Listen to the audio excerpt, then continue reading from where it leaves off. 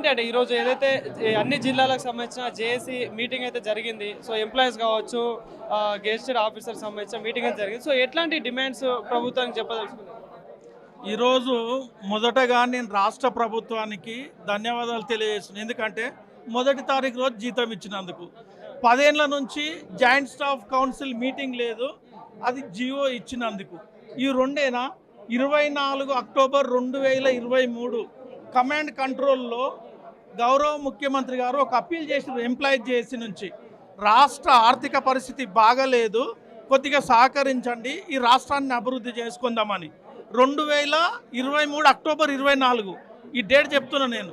మరి ఈరోజు దాదాపు 2.5 సంవత్సరాలు గడిచిపోయినాయి. మేము ప్రజల్లో భాగస్వామ్యమే కదా, మేము సెపరేట్ కాదు కదా. మరి ఈరోజు రాష్ట్ర ప్రభుత్వం సంక్షేమ కార్యక్రమాలు ఏదైతే తీసుకుంటున్నాయో ఉద్యోగ సంఘాల తరపున సంపూర్ణ మద్దతు తెలియజేస్తున్నాం. ఎందుకంటే మూసీ ప్రక్షాళన, ఈ రాష్ట్రం డెవలప్మెంటు, రైజింగ్ తెలంగాణ కావాలా, మూసీ ప్రక్షాళన చెయ్యాలా, మంచిదే.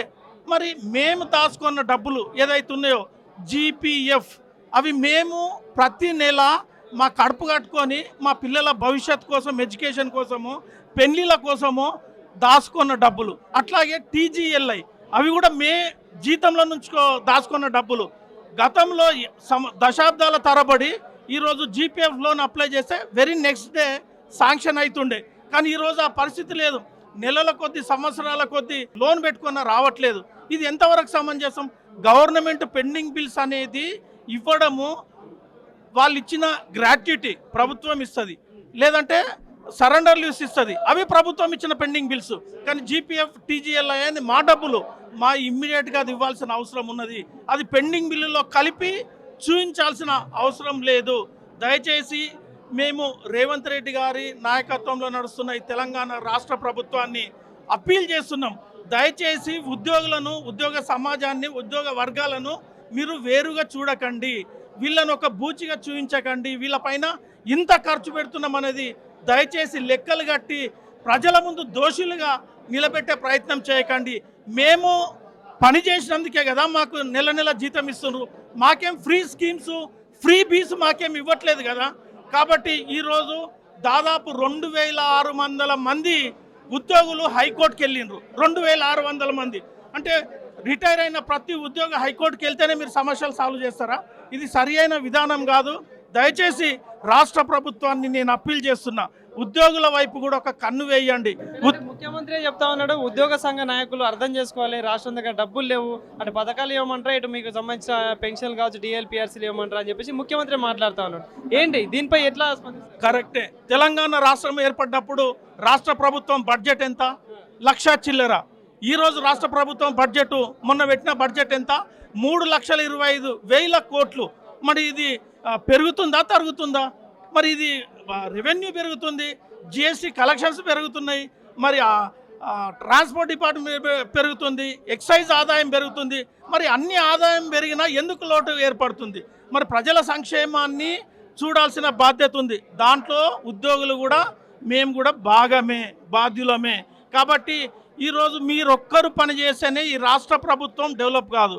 కింద పనిచేసే అటెండర్ నుంచి అధికారి వరకు పనిచేస్తేనే అది అల్టిమేట్గా రాష్ట్ర ప్రభుత్వానికి పేరు వస్తుంది. ఈరోజు గత సంవత్సరం టైమ్స్ ఆఫ్ ఇండియాలో ఒక ఆర్టికల్ వచ్చింది, మొత్తం భారతదేశంలోనే తెలంగాణ రాష్ట్రం నంబర్ 1 ఉంది. ఉద్యోగులు పని చేయకుండానే నంబర్ 1 ఎట్లా వస్తుంది? కాబట్టి ఆ దిశగా నేను మళ్ళీ అప్పీల్ చేస్తున్నా తెలంగాణ రాష్ట్ర ప్రభుత్వానికి, గౌరవ ముఖ్యమంత్రి గారికి, మమ్మల్ని ప్రజల్లోగా చూడండి. ఉద్యోగులు వేరు కాదు, మేము దాచుకున్న డబ్బులు జీపీఎఫ్, టీజీఎల్ఐ మాయి పెండింగ్ బిల్లు కింద లెక్క పెట్టకండి. మా డబ్బులు అవి మాకు ఇమ్మీడియట్గా రిలీజ్ చేయాల్సిన అవసరం ఉంది. 1వ తారీఖు జీతం ఇచ్చేస్తే అది కాన్స్టిట్యూషన్లో ఉంది, జీతం ఇవ్వాల్సిందే. స్పెషల్ ఏం కాదు, దాన్ని వైలేట్ చేసిండ్రు రేవంత్ రెడ్డి గారు, దాన్ని స్ట్రీమ్ లైన్ చేసిండ్రు. దయచేసి ఆ దిశగా ఆలోచించి మరి ఈ సమస్యలను నెక్స్ట్ రేవంత్ రెడ్డి గారు ఇంకొక 5 సంవత్సరాలు ముఖ్యమంత్రిగా ఉండాలనుకుంటున్నారు. ఈరోజు ఉన్న ముఖ్యమంత్రి గారు దేశంలోనే young and dynamic CM Revanth Reddy గారు. మేము మనస్ఫూర్తిగా చెప్తున్నాం, వాళ్ళు 10 సంవత్సరాలు కాదు, ఇంకొక 20 సంవత్సరాలు ఈ తెలంగాణ రాష్ట్ర ప్రభుత్వాన్ని పాలించి ప్రజల సంక్షేమం అట్లాగే ఉద్యోగుల సంక్షేమం చూసి ఒక బెస్ట్ తెలంగాణ స్టేట్గా ఈ దేశంలో తీర్చిదిద్దుతారని నేను ఆశిస్తూ ఈ రాష్ట్ర ప్రభుత్వాన్ని ఈ ఉద్యోగుల సమస్య సాల్వ్ చేయాలని విజ్ఞప్తి చేస్తూ సిపిఎస్ వాళ్ళను కూడా కంట్రిబ్యూటర్ పెన్షన్ స్కీమ్స్ను కూడా ఈరోజు యుద్ధం నడుస్తుంది. ఆ యుద్ధంలో వాళ్ళ ఫండ్స్ అన్ని వేరే వేరే స్కీమ్లలో పెడితే అది సెన్సెక్స్ డౌన్ఫాల్ అవుతుంది. జీపీఎఫ్లో పెడితే అది బెటర్గా ఉంటుంది. కాబట్టి దయచేసి అన్ని విషయాలను కూలంకుషంగా ఆలోచించి 2.5 సంవత్సరాలు గడిచిపోయింది ఆల్రెడీ. ఇక మిగిలింది ఒక్క సంవత్సరంన్నర. నెక్స్ట్ సంవత్సరంలో ఎలక్షన్ మోడ్లోకి వెళ్ళిపోతారు. కాబట్టి మిగిలిన 1.5 year అనే దాన్ని పోకుండా ఉద్యోగుల మనసులను కూడా గెలుచుకొని నెగిటివ్ వైపు ఈ ఉద్యోగ వర్గాలు ఆలోచనలు చేయకుండా మిగిలిన 15-20 సంవత్సరాలు కూడా రేవంత్ రెడ్డి గారి ఆధ్వర్యంలో ప్రభుత్వం ఏర్పడి మంచి సంక్షేమ కార్యక్రమాలు తీసుకుంటారని మేము ఆశిస్తూ థ్యాంక్ యూ.